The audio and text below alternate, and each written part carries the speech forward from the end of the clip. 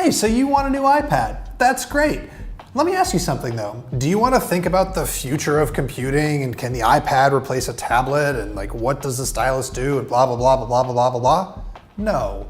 You want an iPad to do iPad things like watching Netflix or playing games. And good news, Apple made it. It's called the iPad and it starts at just $329. Okay, I know you want to know more, so I will give you some more information here. This iPad replaces the iPad Air 2, but it looks and feels a little bit more like the original iPad Air 1. So what does that mean? Well, first of all, it's just a little bit thicker than the iPad Air 2, and it also has a screen from the iPad Air 1. Now, what does that mean? Well, first of all, the LCD isn't laminated to the glass, so it feels like it's set back a little bit from the front of the device, which, whatever, it's not that big a deal. To me, the bigger deal with it is that it's a little bit more reflective than the iPad Air 2, but you know what? Honestly, forget all that. What matters is that this is an iPad, and so the screen looks great. It's a Retina display, and it's also very fast. It has a new A9 processor in it, and so while it's not as fast or as beautiful or as high-end as an iPad Pro, it's still very, very good at doing iPad things because, again, it's an iPad. Now this is the part of the review where I tell you about all the amazing new features in Apple's new iPad, but I actually don't have to do that because this iPad is just an iPad. It doesn't have the smart connector that you would get on the iPad Pro for attaching keyboards. It doesn't support the Apple Pencil. The cameras, they're fine, they're iPad cameras.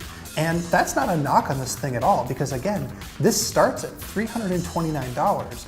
And if all you want to do are the traditional iPad things, this iPad is great for that. And so honestly, the big question with this iPad is, should you upgrade? And if you look at what's happening in the tech press or investors, everybody's super worried that not everybody's upgrading their iPads often enough for Apple. That's Apple's problem. That's not your problem. Your problem is, does the iPad that you have now work good enough? And if not, should you get this one? Let me break it down. If you have an iPad that's older than an iPad Air, this iPad is going to be pretty amazing. You're really going to love it. And again, it's cheap. But if you have an iPad Air or an iPad Air 2, this thing isn't going to be that much of an upgrade over your existing iPad, so you're probably fine to just stick with it. Now, there's two other weird things you might consider. If you really, really care about a beautiful, perfect screen, you could consider getting a refurbished iPad Air 2. But honestly, if you care that much, you should probably just spend the extra money and get an iPad Pro. It is a lot more, but the screen is way better, and it is a little bit faster than this iPad.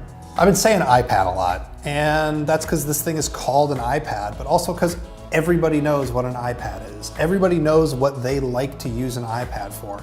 And Apple's not trying to reinvent anything with this iPad. It's just letting you do those things for a relatively inexpensive price. You can sit on the couch, you can watch your Netflix, you can play some games, you can browse the web, and this does all of that stuff incredibly well. It's an iPad. It's an iPad. It's an iPad. It's an iPad. Apple named this device iPad. The iPad. An iPad. This iPad, it's an iPad, it's an iPad, it's an iPad. And if you need an iPad, get an iPad.